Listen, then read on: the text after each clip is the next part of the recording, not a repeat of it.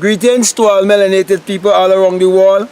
It's really a joy, it's a blessing, it's a pleasure being out here in nature and greeting you, lifting up my hands to you, bringing a message to you from a heart of gratitude, bringing a message to you with a heart from a heart of peace and love, knowing that I'm bringing a message of emancipation to you, knowing that the only how that this message won't work for you is if you do not put it to work in your life.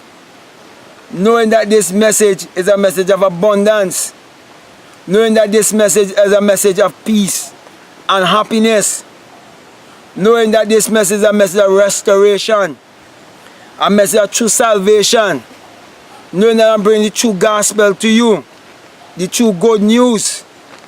What better news can anyone bring to you more than the message of self-realization, self-discovery? That's the reason why, my brother and my sister, I'm encouraging you to prove what I am saying by putting what I am saying to the test. Now, the first thing I want to share with you is that you have to come to understand that the Bible addresses the human mind and must be interpreted psychologically. That the Bible is not literal, neither is the Bible secular history. That the Bible was written symbolically. That the Bible is parabolic in nature. And that the Bible is allegory, it is allegorical. So if you can understand that, you can accept that,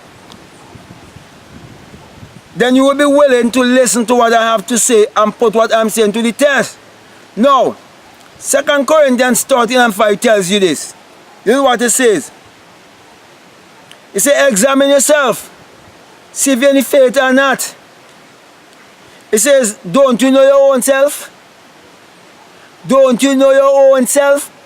That Jesus Christ is in you? Now, my brother and my sister, if Jesus Christ is in you, you have to know in what form.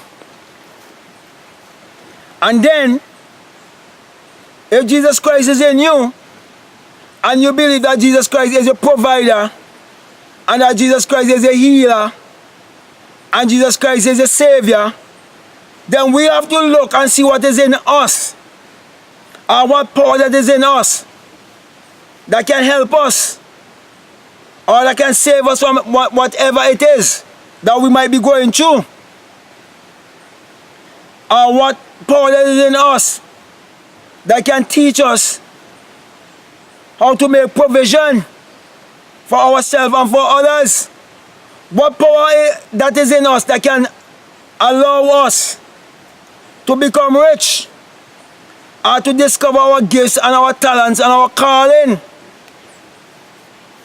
Now, anyone who will listen to me will always believe that God is the provider.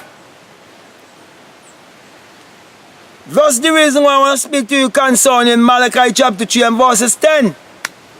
Why he said, prove me now, herewith, said the Lord of hosts. See if I will not open the windows of heaven and pour you out a blessing.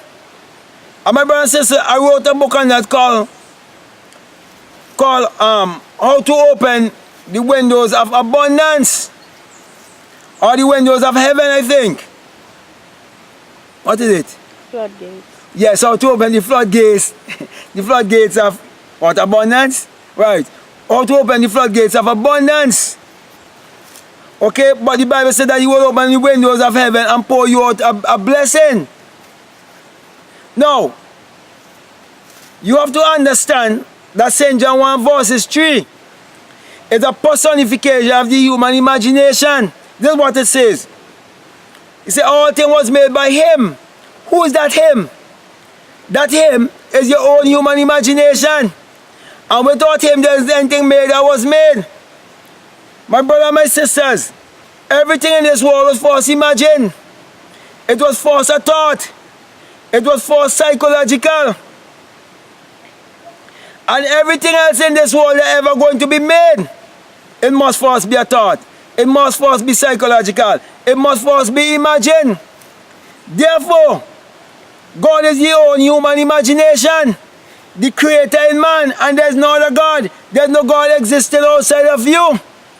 So the Bible have no reference to anyone that ever existed thousands of years ago, or to any actual event that took place upon the face of the earth. The Bible is speaking about the mind of man, the psyche of man. So the Bible addresses the human mind must be interpreted psychologically. So I'm telling you now how to prove your human imagination, how to put your human imagination to the test, and to prove Malachi 3:10, and to understand what it is speaking about. When you speak about tithes and offering, how to bring your tithes and offering to the storehouse. And I'm saying the storehouse of God is speaking about the mind of man, because God and man are one. So my brother, my sisters, when you understand, when you accept God to be your own human imagination, then you can put your imagination to the test. And Matthew 6:6 tells you to put your human imagination to the test. He said you mustn't be like the hypocrites who like to be seen and heard. He said you must go into your closet. The closet is the place within you. Because this is the house of God, this is the tabernacle of God, this is the temple of God. I say, and close the door, which is close your eyes, and see things through the mind of God. See things through the supernatural eye. See things through the eye of imagining. So my brother and my sister, there's something you want to manifest in this world. First of all, see it through your mind's eye. Visualize it first. And be the Joseph, the dreamer. Go to the end. See yourself in a place of prominence. Don't think about the in-between. Because that is the secret that is telling you about Joseph, the dreamer. Forget about Potiphar and Potiphar's wife. Forget about your brothers, what they would do to you. It is telling you, you don't see the end. But you don't see the in-between. So don't think about how it's going to be done or when it's going to be done. All you know that it's going to be done. And hold to it. Hold to the assumption that it is true. And get into the feeling of the wish already been fulfilled. Because that is how you will feel. Why it's true. So my brother, my sisters, your beginning will be your end and the end will be your beginning. That's why it says that he's the Alpha and the Omega, the beginning and the end.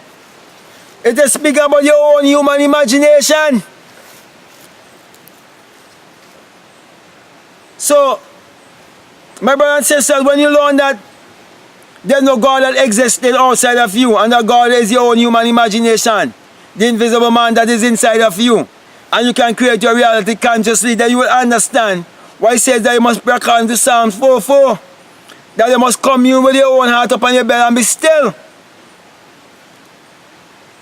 It means when it says still, you must go into the silence. You must speak from within, sit from within. Use your senses from within. You can see from within. You can touch from within. You can smell from within.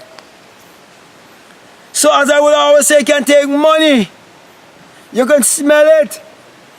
You can look at it. And you can study it. And then you can close your eyes and see through your mind's eye and count it. And fall asleep.